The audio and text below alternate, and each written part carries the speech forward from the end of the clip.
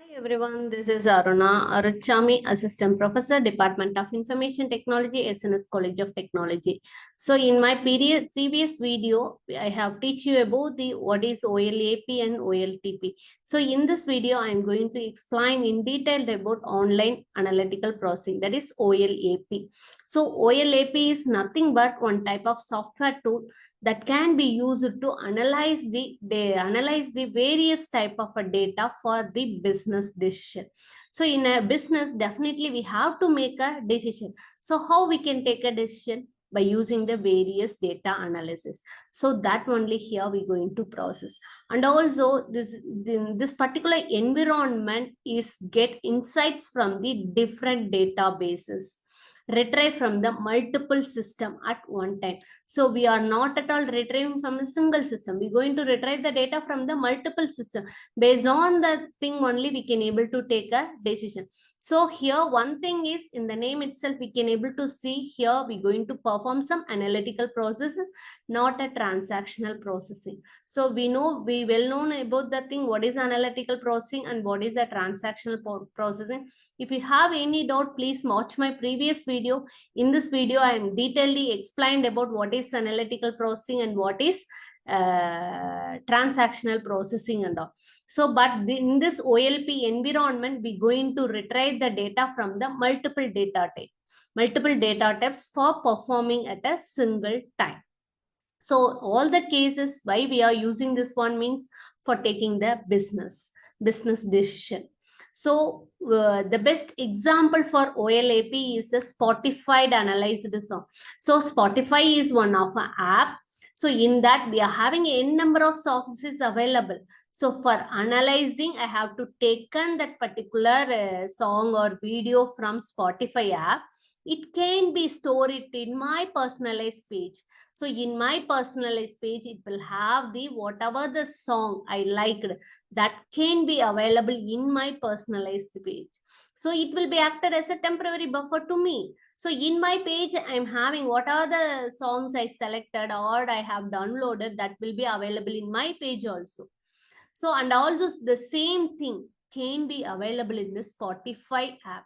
So your data, your redundant data can be available in both Spotify server as well as my personalized page. So only we can say this is not a normalized database. It is a denormalized database because it contains the redundant data as well as Netflix movie recommendation system.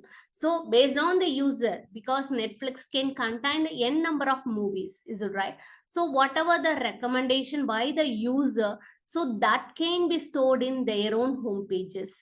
So only we can say these are the two major example for OLAP. Now let us see along with the diagram. So here this is my business. I am going to take a decision. How I take a decision? By using the various database, and also that particular database not only stored over that, it can be contained in their own web pages. It also contain their own database.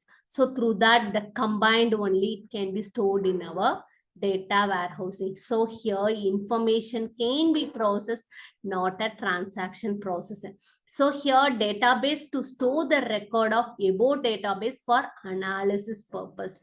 Only here the information can be analyzed and it can be converted into some graphical representation.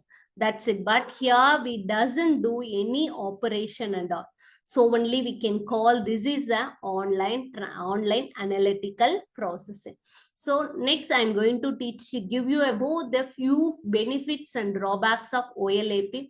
So first benefit is, so by using this thing, we can able to keep a consistency database as well as for the calculation. And also second thing is for store planning, analysis and budgeting is business analytics in one single platform is very much useful for this. So this, by using this thing, we can able to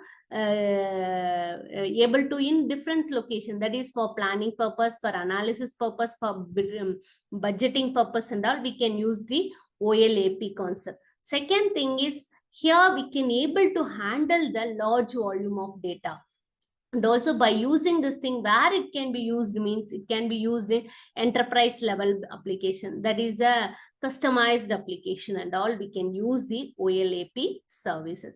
Second thing is, and also here for data protection, we can able to apply the high level security restriction is also possible by using an OLAP.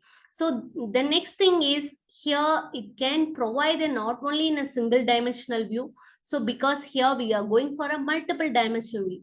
So why we are saying it is a multiple dimensional view means we are not getting the data from a single source. So we are collecting the data from the multiple database. So only we can say this is a multi-dimensional view of data.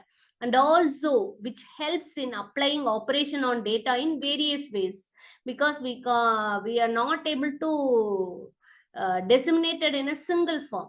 So whatever the form we needed, so based on the thing we can able to project it out, because it is a graphical represent. We are doesn't do any transactional operation, just we are processing the information. So only we can say we can able to apply it from the various ways. So these are the major benefits of OLAP. The next, the drawbacks. The first drawback is it requires some professional. So without knowing the information, we can't able to process any data. So only I'm saying the professional handle the data. And also here it is modeling is very much complex when compared to the TP. That is an online transaction processing. And also it is very much expensive for implement and maintain, because here data sets are very large. So only we are saying it is more expensive. And also here analyzing of data only after extracting and transformation process only we can able to analyze our data. So if we are after extracting and transformation, it will take some time.